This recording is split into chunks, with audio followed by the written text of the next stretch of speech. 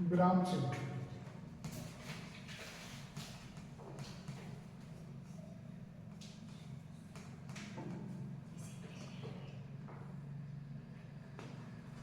ये विराम चिन्ह जो होता है हिंदी में विराम चिन्ह का मतलब क्या होता है? रुकना या ठहरना।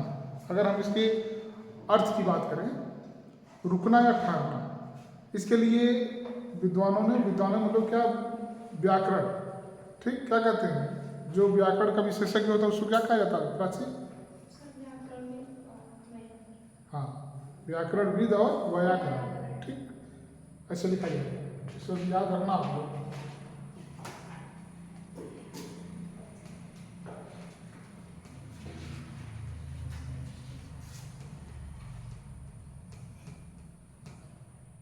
ठीक,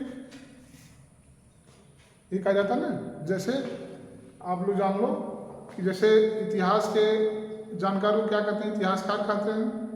राजनीति विज्ञान को राजनीतिकार कहते हैं। समाजशास्त्र को समाजशास्त्री कहते हैं। उसी तरीके से व्याकरण के विशेषज्ञ को व्याकरण या व्याकरणविद ये कहा जाता है।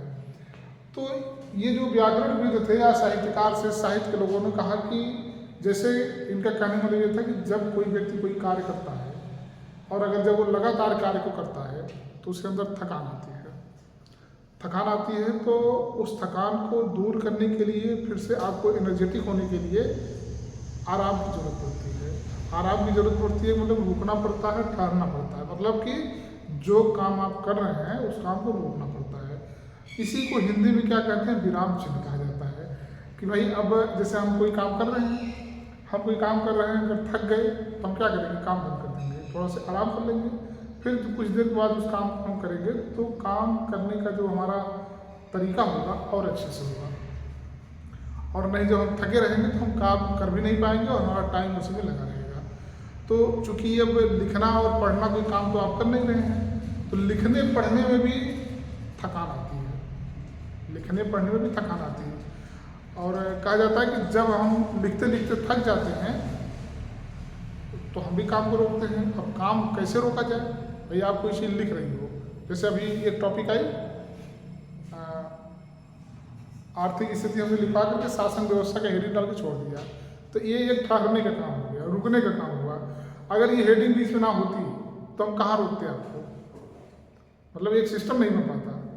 भाई पता लगेगा कि लिखवाते चले, ना तो कोई पैराग्राफ चेंज हो रहा है, ना तो कोई हेडिंग चेंज हो रही है, ना तो कोई टॉपिक चेंज हो रही है, तो हम कहाँ रुकें? रुकने के लिए एक जगह चाहिए, एक स्थान चाहिए। तो ये जो हेडिंग हो गई, पैराग्राफ हो गया, कामा हो गया, पूर्ण विराम, अर्ध विराम, ये लोग क्या करते हैं? ये ठहरने का काम करते हैं, रोकने का काम करते हैं। और हम लोग करते क्या है कि इस काम को करने के बाद क्या करते हैं? थोड़ा से आराम में आ जाते हैं। इसीलिए तो रात बनाई गई है कि अगर रात ना होती तो आप लोग को 4 घंटा पढ़ा के हम लोग कहते जाओ खाना खा के फिर आओ। और ये भी कहते कि हमारे लिए भी लेके आना। भाई जब हम भी तो खाएंगे तभी तो आपको पढ़ाएंगे।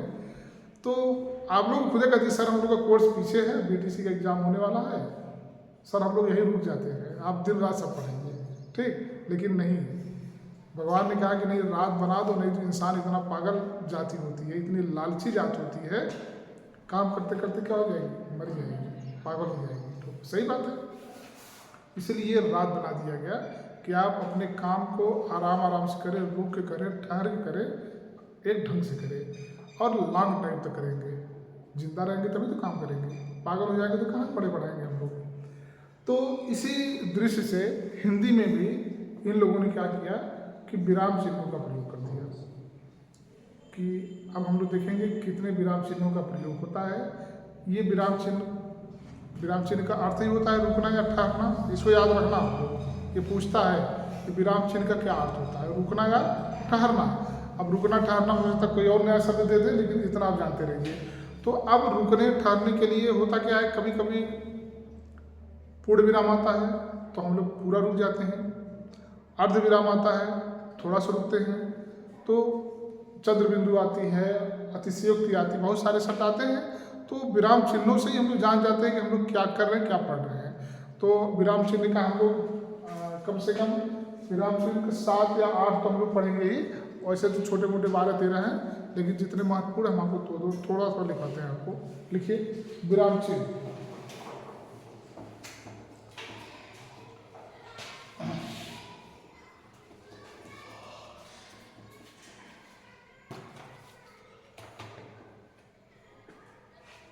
विराम चिन्ह का अर्थ होता है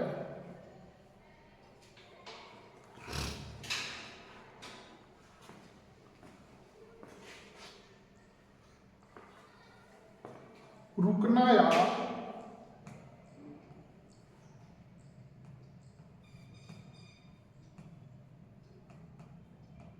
ठहरना। रुकना या ठहरना।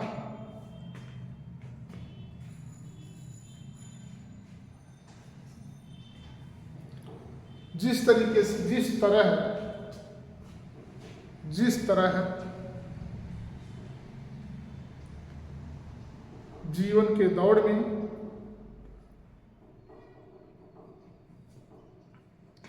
व्यक्ति को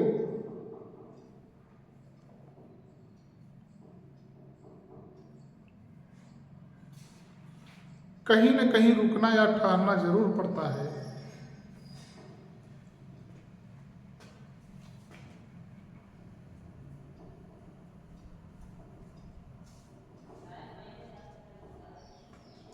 जब हम काम करते करते थक जाते हैं, जब हम काम करते करते थक जाते हैं,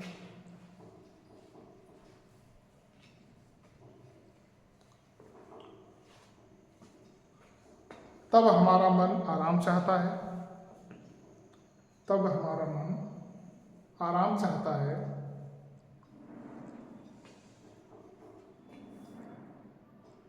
इसी आराम को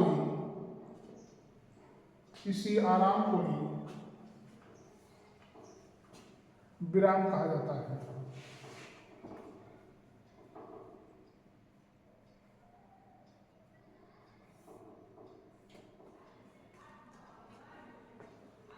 पैराग्राफ चेंज करिए।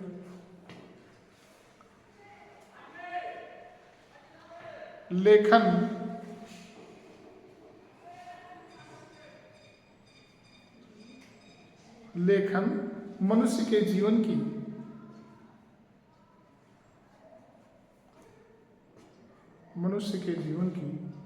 महत्वपूर्ण विधा है।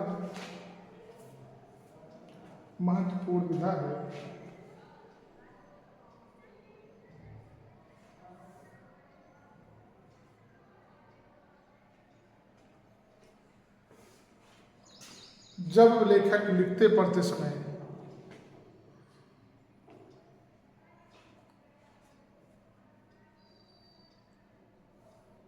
थक जाता है,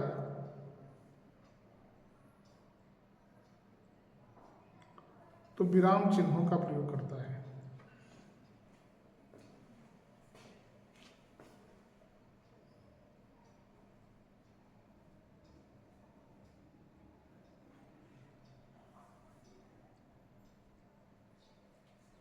यदि इन विराम चिन्हों का उपयोग न किया जाए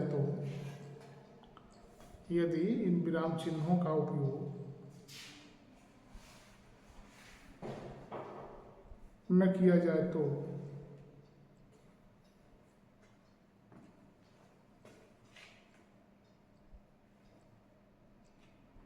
भाव अथवा विचार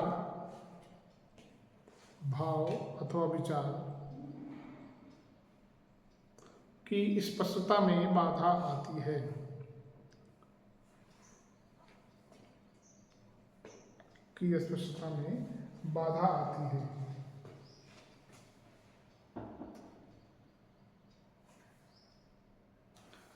और वाक्य दूसरे से उलझ जाएंगे,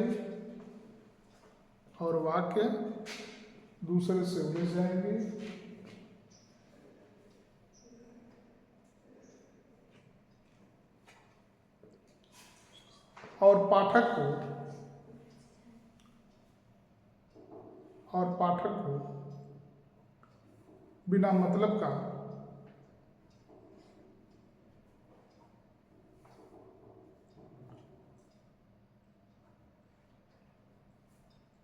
माथापच्ची करना पड़ेगा।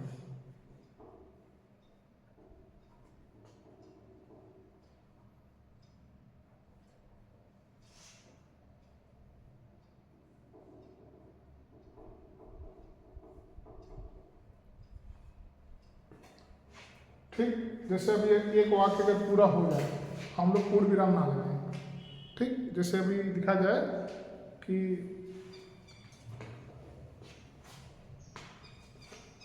लड्डू बहुत मीठा था, लड्डू बहुत मीठा था, पूर्ण विराम ना लगाएं, आगे लिख दें कौआ काला था। कोई मतलब समझ आया आपको? आप समझिए, जैसे ऐसे लिखते हैं कि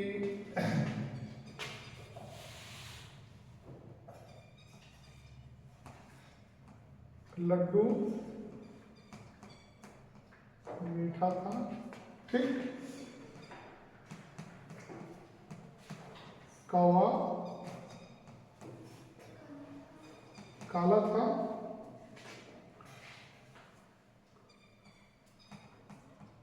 बैठ गया। अब इसका क्या मतलब आपको समझ आ रहा है? कुछ नहीं ना। अब देखिए, अब क्या था, लड्डू मीठा था, एक वाक्य हो गया ये। कौवा काला था, ठीक, बैठ गया या उड़ गया। अब यहाँ पे अगर इसको हम हटाते हैं तो चलिए इसको हटा देते हैं। अब अगर इसको हम हटाते हैं तो कोई तारतम्य, लड्डू अलग हो जा रहा है, कौवा अलग हो जा रहा है, बैठना उड़ना अलग हो जा रहा है। ना तो ये बैठने के लिए खा रहा है, कह रहा है, ना तो लड्डू खाने के लिए कह रहा है, ना तो कौवे की क्वालिटी बता रहा है। क्या हो जा रहा है? अब हम आप समझेंगे कहना क्या चाह रहा है। लेकिन जैसे ही हम लोग अर्धविराम, पूर्ण विराम या कोई भी विराम चिन्ह का प्रयोग करते हैं, तो चूंकि हमें पता है कि विराम चिन्ह कौन से कहाँ लगता है तो उसका क्या मतलब होता है, तो जो शब्द की क्लियरिटी है, स्पष्टता है, वो क्लियर हो जाती है और हमें बिना पढ़ते समय हमें बिना मतलब का परेशान होना नहीं पड़ता है। तो इनका प्रयोग, विराम चिन्हों का प्रयोग इसलिए भी किया जाता है कि ताकि किसी भी शब्द का अर्थ जो है अच्छे से हमें स्पष्ट हो सके और पाठक को कोई परेशानी ना होना पड़े। थोड़ा सा इसमें लिख दीजिए। पाठक के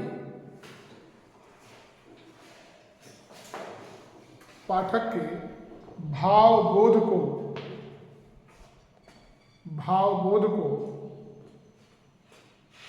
सरल बनाने के लिए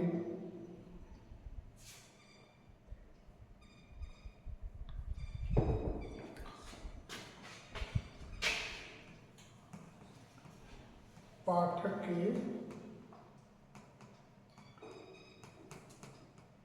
भावबोध को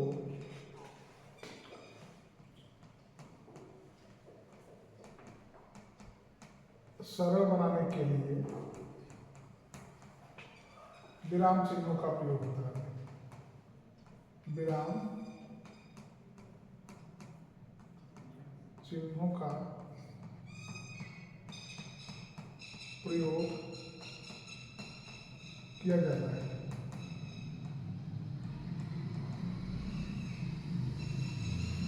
बोध का मतलब क्या होता है प्राची? बोध, समझ, ठीक, इसको क्या कहते हैं? अंडरस्टैंडिंग। ये मतलब समझ, आपका बोध क्या है, मतलब कि आपकी समझ। तो विराम चिन्ह के भाव, पाठक का जो भाव और बोध को सरल बनाने के लिए, मतलब कि माथापच्ची ना होने पाए, पाठक आराम से उस चीज़ को समझ ले, उसके भाव को, उसके चीज़ों को, इसीलिए हम लोग क्या करते हैं, विराम चिन्हों का प्रयोग करते हैं।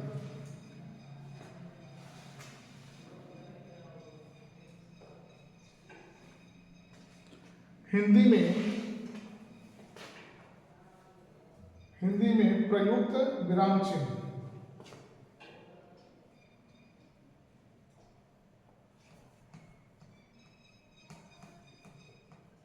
हिंदी में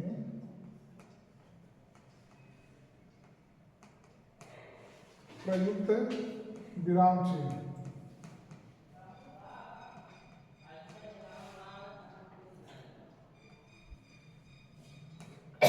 नंबर 1,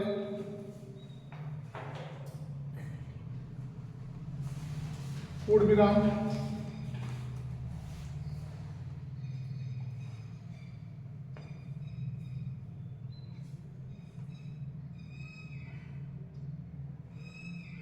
नंबर 2, अल्प विराम,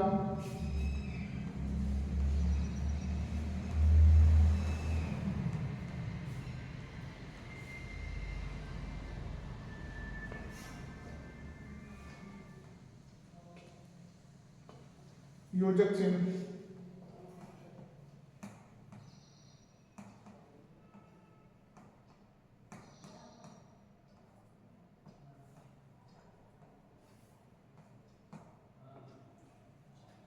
प्रश्नवाचक,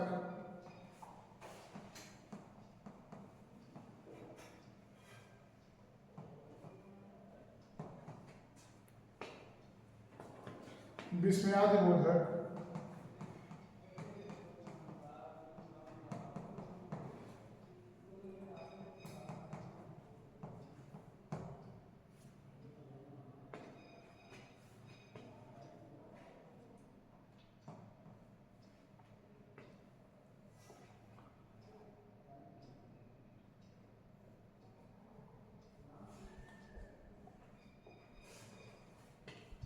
उद्धरण चिन्ह,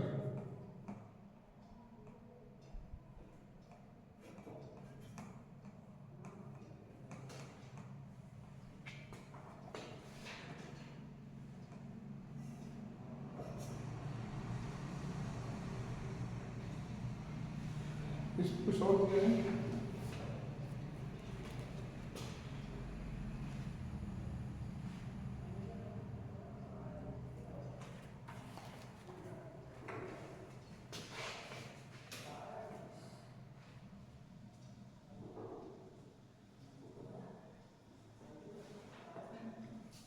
अर्धविराम,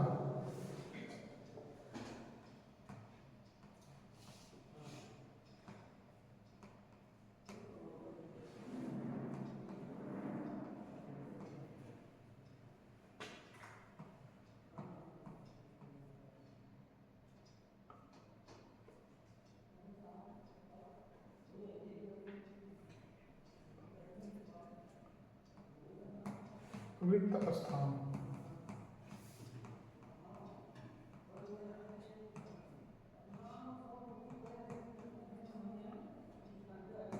लाघव चिन्ह,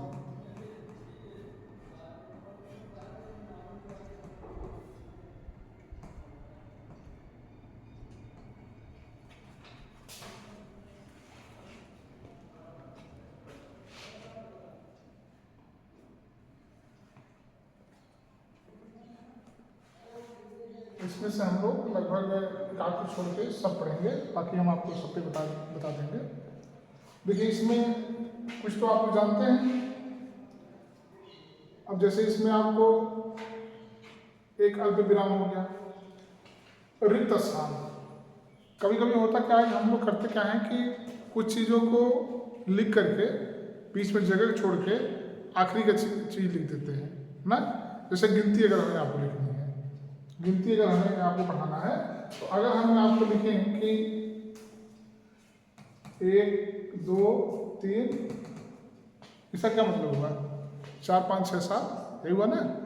तो ये तो गिनती का फिक्स, लेकिन शब्द में कभी कभी होता क्या है कि एक सेंटेंस दिया जाता है, चाहे कोई भी चीज़ हो, तो आपको उसमें भरना रहता है। हो सकता हुआ स्थान लिंग के आधार पर हो, ठीक, जाति के आधार पर, तो वो आपको देखना है कि क्या हमको भरना है। जैसे अगर कोई इस तरह के शब्द आ जाए तो ये हो। और जो लाघव चिन्ह होता है कि जब हम कोई नाम शॉर्ट करके लिखते हैं, जैसे हम लोग लिखते हैं डॉक्टर,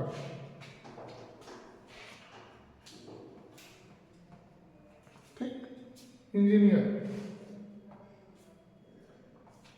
प्रोफेसर, ये क्या है? ये लाघव चिन्ह है, ठीक।